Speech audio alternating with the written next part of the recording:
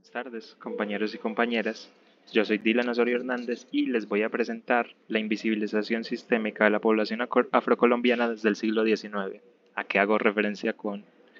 este texto tan largo? Ya lo verán, explicaré posteriormente. Bueno,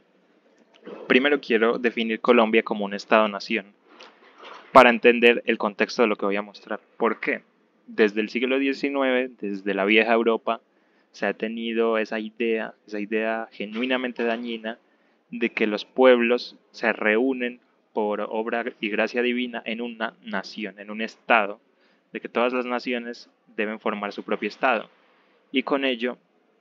que si las personas de un estado sean todas iguales, tengan todas el mismo color de piel, tengan todos la misma religión, tengan todos el mismo idioma, crean en lo mismo, vayan al mismo sitio,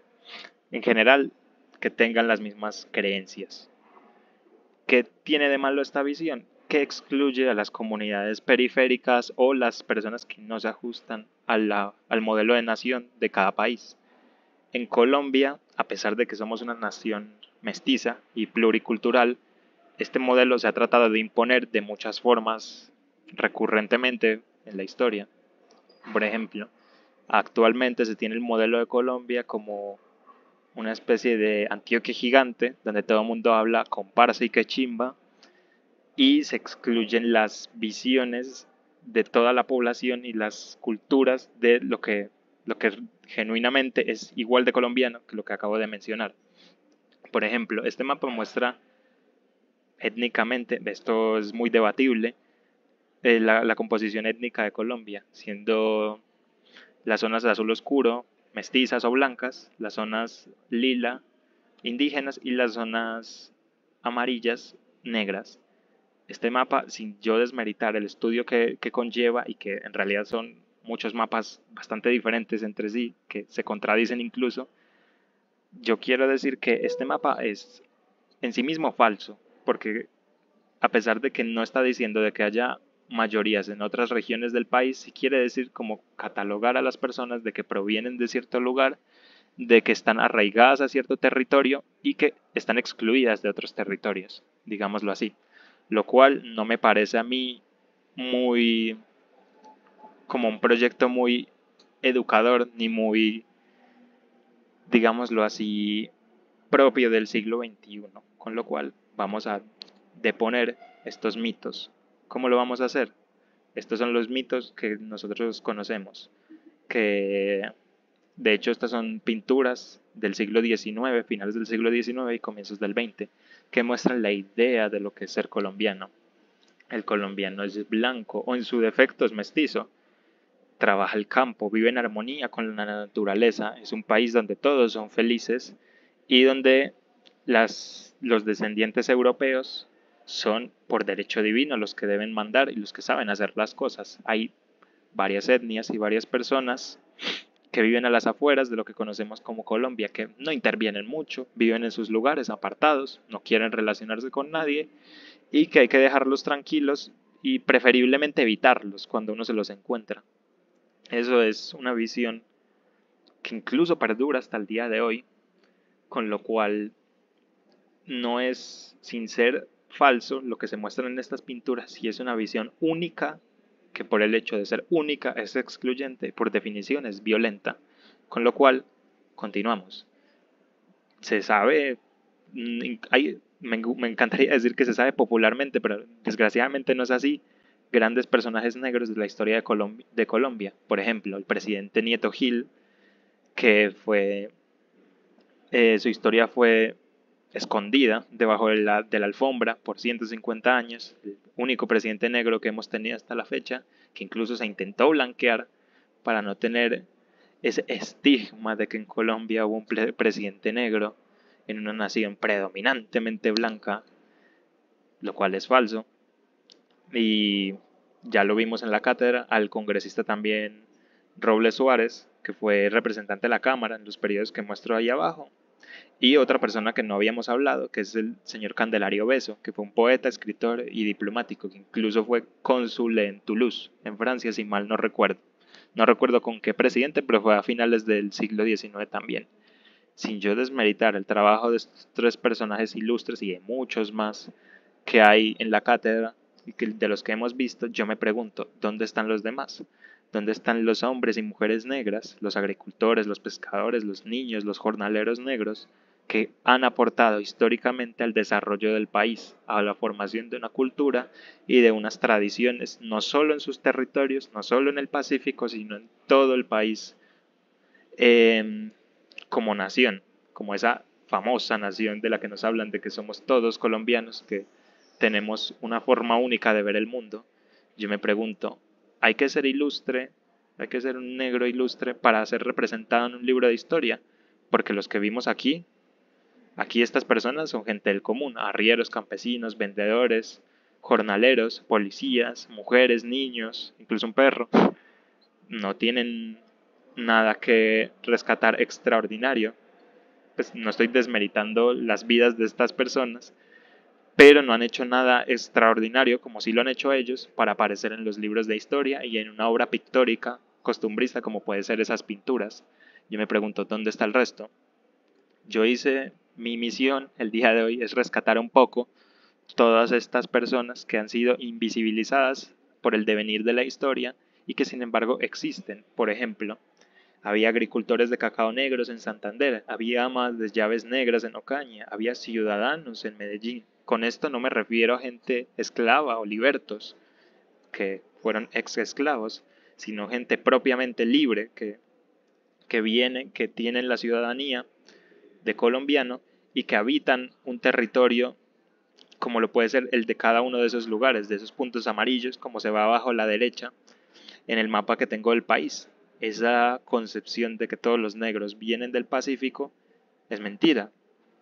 y es incluso violenta, llegados al día de hoy con todo lo pluricultural que somos y que proponemos ser. Entonces voy a ir demostrando que todas las regiones del país viene gente negra y ha vivido en esas regiones durante 200 años desde el inicio del país como un todo en el siglo XIX. También podemos ver un arriero negro en Cartago, un percusionista de marimba en Barbacoas, o incluso un intérprete y traductor, el cual tiene una historia muy curiosa. Todas estas imágenes vienen de la Comisión Coreográfica de Colombia, un intento del Estado por mostrar el,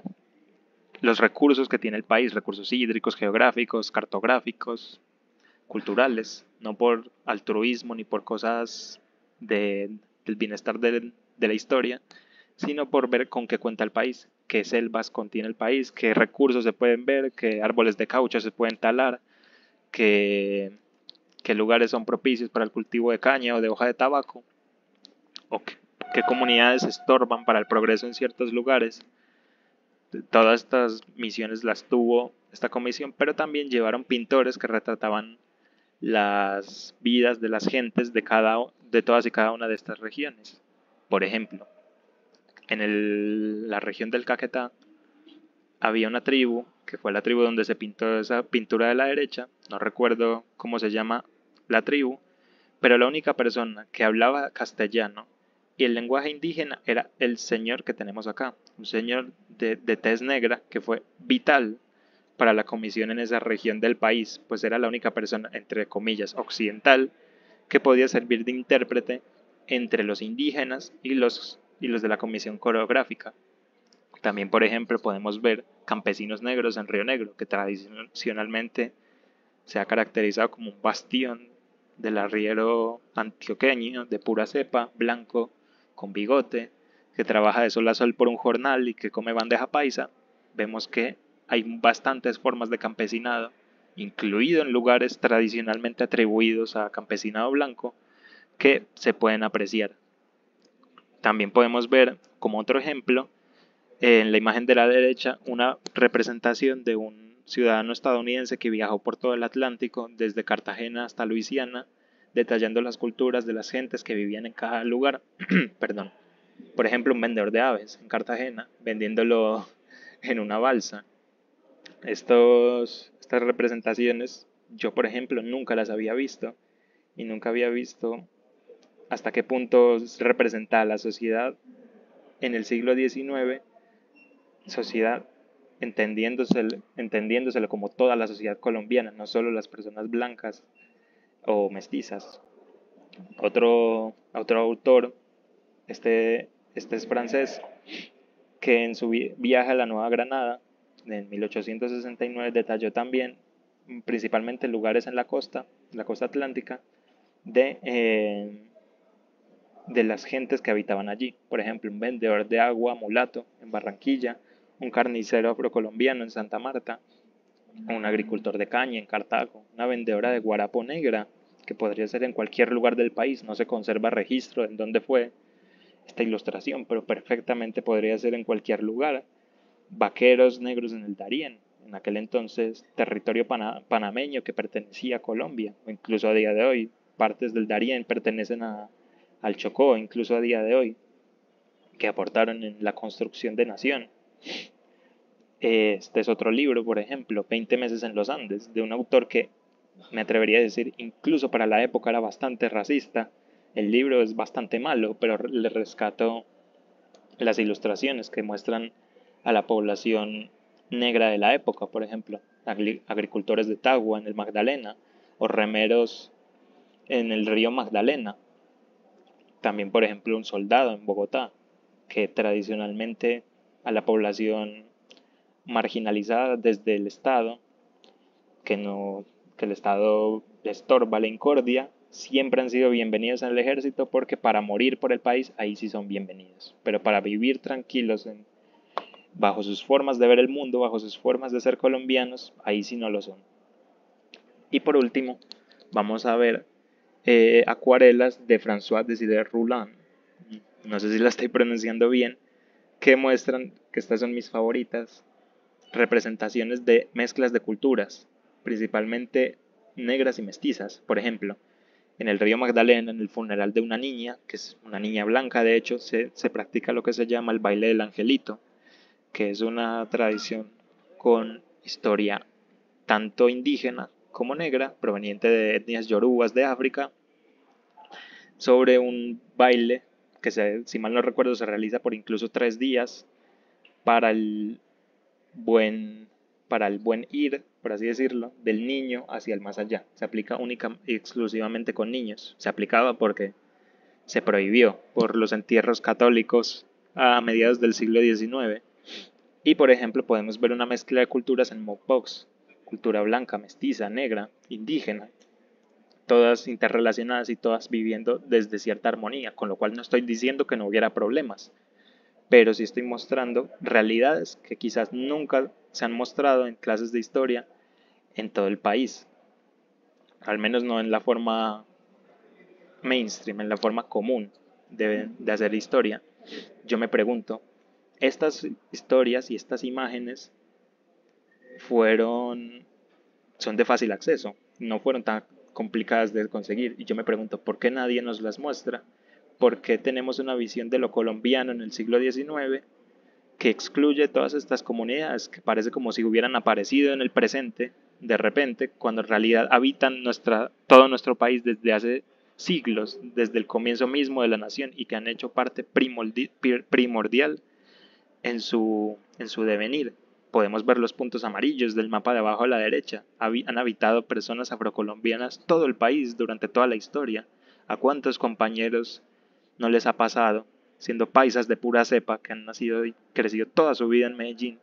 que solo por ser de piel negra venga alguien y les diga, ay, ¿tú de dónde eres? Ay, pero tú casi no tienes acento. Ese tipo de cosas, ese tipo de racismo institucional proveniente de Colombia como un Estado-nación que solo categoriza lo colombiano a ciertas características, a ciertas culturas, a ciertos colores, es lo que nos excluye de ver la cantidad tan grande de riqueza con la que cuenta el país, la cantidad cultural de riqueza con la que cuenta el país. Y con esto quiero dar las gracias e invitar a todos y cada una de las personas que me escuchen a ver, a buscar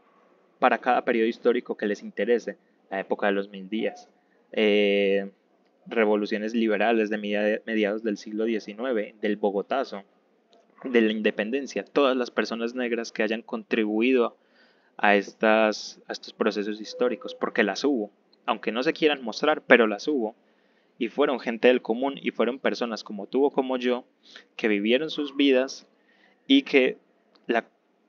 el concepto de Colombia como una nación ha invisibilizado por otras formas más blancas, más light de ver el mundo.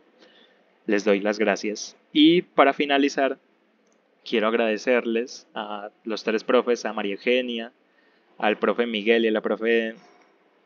profe Yarlady, de, del trabajo que hicieron en la práctica, de su paciencia y de su forma de construir un entorno seguro para todos nosotros. Yo personalmente, yo nací y viví toda mi vida en, en Envigado, en un pueblo cerca acá a Medellín, pues, perteneciente al área metropolitana.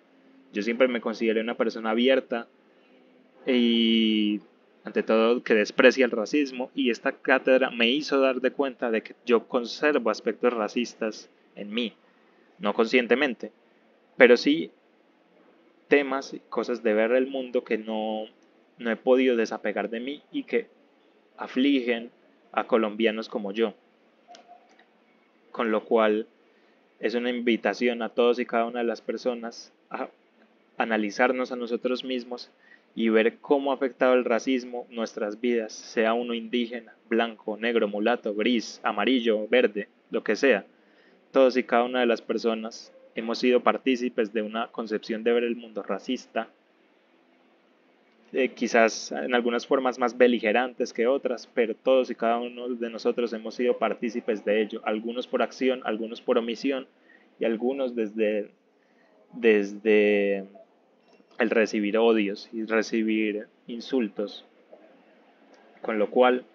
es una invitación a continuar estudiando, y lo importante es que son espacios como la cátedra que deberían de ser permanentes y protegidos por parte de la universidad. Y incluso los actos racistas o sexistas que hemos visto tristemente al final de las últimas clases por uno u dos compañeros que hemos visto, son un recordatorio de que este tipo de luchas se tienen que continuar, de que no por ahora estar todos, ay, que el racismo se acabó, que es que los negros se quejan mucho, de que no se puede hacer una burla, no, de que todo ese tipo de cosas perduran en la sociedad, que son cosas con las cuales hay que seguir luchando incansablemente. Agradezco todo el espacio que se me dio, agradezco al que me escuche estas tribulaciones y pues quedo abierto a cualquier comentario, duda o sugerencia. Muchas gracias.